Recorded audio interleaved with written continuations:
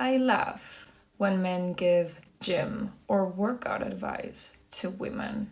Oh, that's not that hard. Oh, really? You lift that much?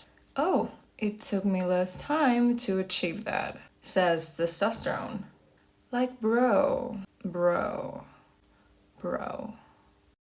Get out.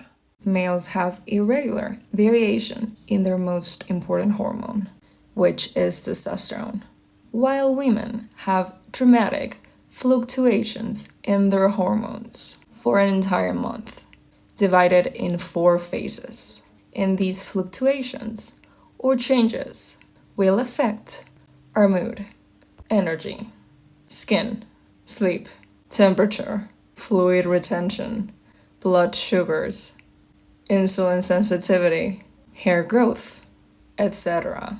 Women go through 4 phases during their cycle, and those phases are the menstrual phase, the follicular phase, ovulation, and the luteal phase. This cycle is governed by the interaction between the pituitary gland in the brain and the ovaries. And this is where it gets really fair. Okay. For men, their cycle starts and ends in 24 hours, and they produce their testosterone at night. Testosterone levels rise and peak in the morning around 8 o'clock, and the peaks and troughs in their testosterone levels during the 24-hour cycle affects their mood, attitudes, and behavior. So in the morning, their testosterone is higher, which makes them feel more energized and rested. Perfect to start the day and cope with life. And from then on, their testosterone levels decrease, reaching their lowest point between 7 and 9 in the evening. And this cycle repeats every 24 hours. That easy. So give yourself a little on the back or the bum. We're basically perfect. For example, if I work out in my luteal phase, or the days before my period, or my period, no matter how hard I want it, no matter how bad I want it, my energy won't be there. It just won't. And it doesn't matter how healthy you are. Hormones are hormones, and they have specific needs in their specific phases. This is when your body wants you to become and rest and conserve energy. It's time to be a little bit more gentle with yourself. Remember, any type of alteration in your body is a clue, and it's a sign to take care of it. You need to take a step back and think, what was the stressor? How is your sleep, your digestion, your cycle, your mood, your stress? How are you adapting to your everyday life? And when I say alteration, I mean any change in your mood, skin, cycle, sleep, energy, digestion, and so on. We're the bomb! In fact, did you know progesterone is a precursor to cortisol? Yep, it's that important.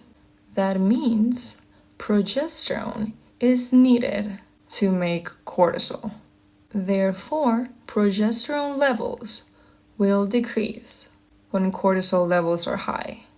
If you're being too active, your work life is too much, people stress, someone in your family is sick, any type of stressor. This one is really important. We have to worry what day of the cycle we're in. Because if we go too hard, we can postpone our cycle or even lose our periods. And then our cycle won't be consistent. And it's not about fertility. Our periods, our hormone cycle needs to be consistent for proper bodily functions and homeostasis. So if you're being very active or have a higher energy expenditure. And listen, what you think might be too active is not the same as active for your luteal phase. For example, when it's so vital, you make enough progesterone amounts.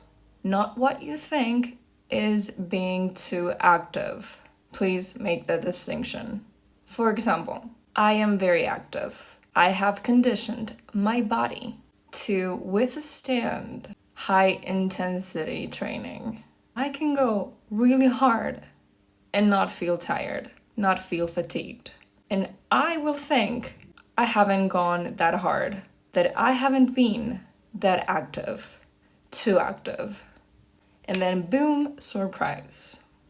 Your hormones kick you in the butt. Perhaps it was too much for that specific hormone cycle. Too active. Too much of an energy expenditure and higher cortisol for that hormonal cycle. Your body wants to protect you so that you can be fertile and have a baby, have a safe pregnancy. Sorry, it's our physiology. And I know you might be thinking, I don't want to be fertile. I don't want to have a baby. It isn't just about that. A healthy cycle needs to produce enough estrogen and progesterone amounts in their specific cycles. And obviously other hormones like androgens, like testosterone. If one is too high or too low, homeostasis is altered. You don't have to go specifically hard at the gym. Just by being in a higher energy expenditure that day, or have a higher cortisol amount, that's enough to send signals to push our period. To shut down all processes. To say, hey, we need to back up. And then you need to make sure you have enough body fat. And sometimes you might think you have a normal body fat, but your body wants you to have a higher body fat. If you're skinny, you're not going to have enough storages for your baby. As you can see, it's a lot about being fertile. And make sure you calm down so your nervous system doesn't go crazy, doesn't freak out, and start producing cortisol like a maniac. You have to be very careful if you're having caffeine, especially in your luteal phase, especially when you're under stress. You will start producing less progesterone to produce more cortisol. Knowledge is power. The more you understand your body, the better you will function and the better you will feel. If you don't listen to your body and push back, keep having caffeine, training when you shouldn't, when you're feeling stressed out, you will start having trouble sleeping. You will get acne. You will get spotting. Your period will be late. Your thyroid hormones will be out of whack. Same with blood sugars. Insulin will start to be faulty and less sensitive. And then PCOS, PMS, you start feeling tired all the time and you start being more dependent on caffeine. A domino effect. And eventually, you get sick. So it's quite serious. Listen to me. You cannot fight your body, your physiology. While men don't have to worry about what day of the cycle they're in. How is that fair? So if hormones like cortisol or epinephrine or our energy demands are higher, it will decide to not have a period or push it a few days later, and sometimes weeks or months, until it's back to homeostasis or at the level it wants to be. Like always, so you can be fertile, have a safe pregnancy, and nourish your baby. Again, I'm sorry, this is how we function. It is our physiology. This doesn't mean women cannot achieve the same as men. or that women should feel sorry for themselves, feel weaker, play victim. Quite the contrary.